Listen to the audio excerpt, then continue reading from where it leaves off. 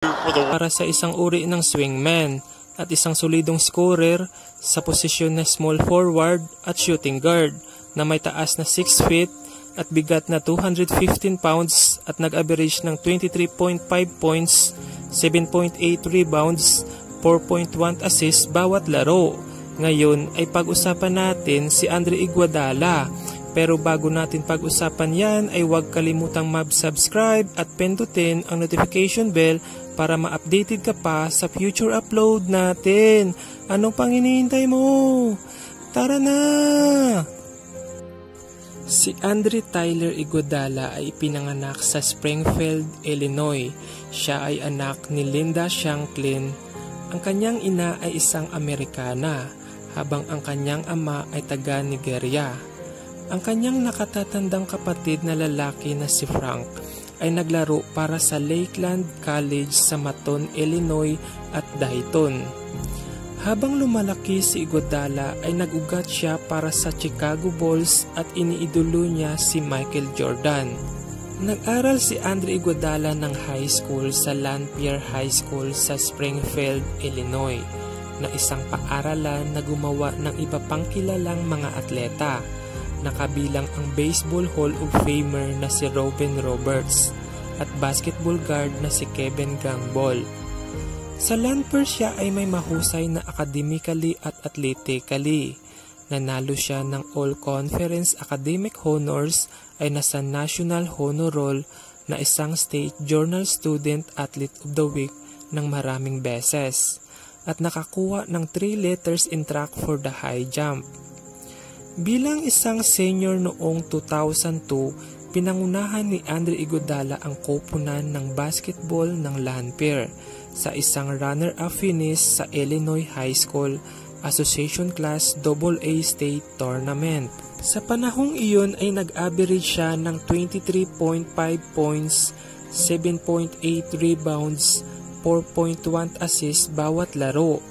Pinangalanan siyang Chicago Sun-Times Player of the Year, pati na rin ang pangalawang koponan ng Parade All-American at Nike All-American. Si Andre Iguodala ay naging finalist din para sa parangal ng Illinois Mr. Basketball na iginawad kay D. Brown, na pagkatapos ang kanyang Lanphier jersey ay nagretiro na. Noong summer ng 2000 ay nakuha ni Andre Iguodala ang atensyon ng mga coach sa buong bansa dahil siya ay tinanghal na AAU National Tournament Most Valuable Player matapos na matamaan ang game-winning shot at the final buzzer upang bigyan ang kanyang koponan ng 17 at sa ilalim ng pambansang titulo. Noong 2002 ay naglaro siya sa Jordan Brand Classic sa Washington, D.C. Sa 22 minutes na laro, naglagay si Andre Iguodala ng 6 na puntos sa 3-6 shooting, 5 rebounds, 2 assists, 3 steal at 1 block. Naglaro si Andre Iguodala ng AAU basketball sa ilalim ni Larry Butler at ng Illinois Warriors. Ang koponan na nagtatampok ng iba pang mga professional na manlalaro tulad ni Dwayne Wade, Kenton Richardson at Jones Shire. Itunuring na 4-star recruit by Scout.com, si Andre Iguodala ay nakalista bilang number 6 small forward at ang number 26 na manlalaro sa bansa noong 2002. Pinili siya sa koponan ng Pac-10 All-Freshman para sa 2002-2003 sa kanyang freshman year.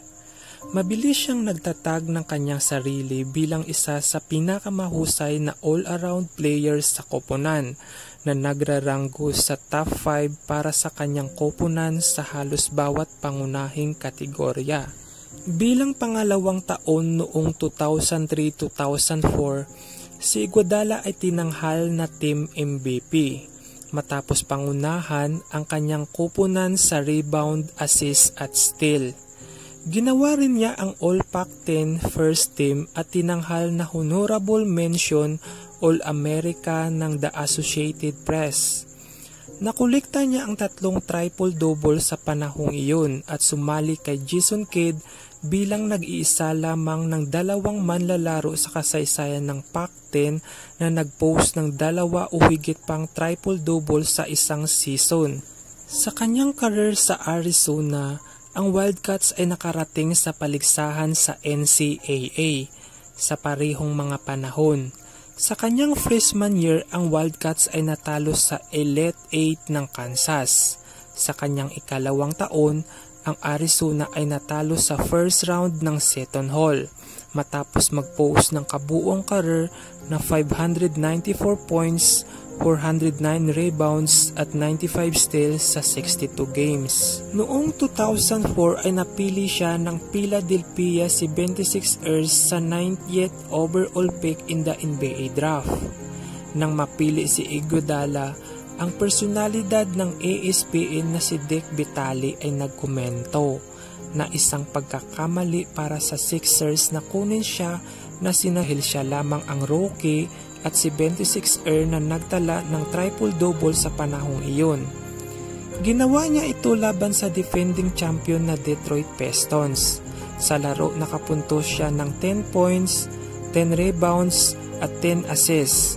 Sa panahong iyon nag-average siya ng 9 points, 5.7 rebounds, 3 assists, 1.7 steals sa 32.8 minutes bawat laro. Ginantimpalaan ang kanyang pagsisikap nang mapangalanan siya sa All-Rookie First Team at nagsimula sa rookie team sa bahagi ng Rookie Challenge ng All-Star Weekend. Natapos siya sa pang-4 sa pagbuto para sa NBA Rookie of the Year. Noong February 17, 2006, nanalo si Iguodala ng parangal sa MVP para sa kanyang 30 points na performance sa panalo ng Sophomores.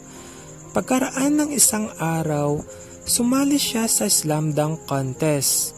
Ang kanyang unang dunk ay isang simpleng windmill at ang pangalawang dunk ay nakatanggap siya ng pasa mula kay Allen Iverson. Mula sa likurang 2010-2011, ang 76ers ay inaasahang rebound mula sa kanilang mahirap na panahon. Itinanggal ng Sixers si head coach Eddie Jordan at dinala si Doug Collins. Ipinagpalit din ng Philadelphia ang veteranong malaking tao na si Samuel Dalembert sa Sacramento Kings para sa isang mas batang sentro na si Spencer House. Nakuha din ng 76ers sa panahong ito si Iguodala ay nakararanas ng Achilles injury na humantong sa pagbagsak ng career sa mga larong nilalaro. During the year, si Iguodala ay subject sa multiple trade rumors sa kanya, alinman sa Golden State Warriors, Los Angeles Clippers at Los Angeles Lakers. Ang 76ers kalaunan ay natalo sa 5 mga laro. Para sa kanyang defensive efforts sa buong season, si Iguodala ay napangalanan sa NBA All-Defensive Team Second Team, kahit na ang kanyang mga coach at kasamahan sa koponan ay naglobid para sa kanya na gawin ang unang koponan.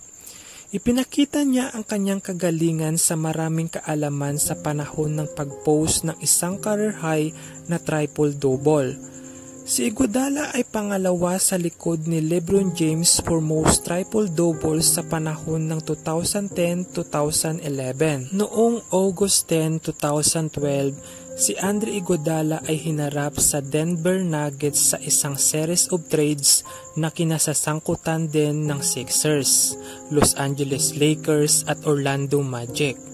Ang iba pang mga players na kasangkot sa deal kasama ang All-Star na si Andrew Bynum at Dwight Howard. Noong July 2013 ay tinanggihan ni Iguodala ang 5 taong deal sa Denver Nuggets at sumang-ayon sa 4 na taon para sa isang naiulat na $48 milyong sa Golden State Warriors.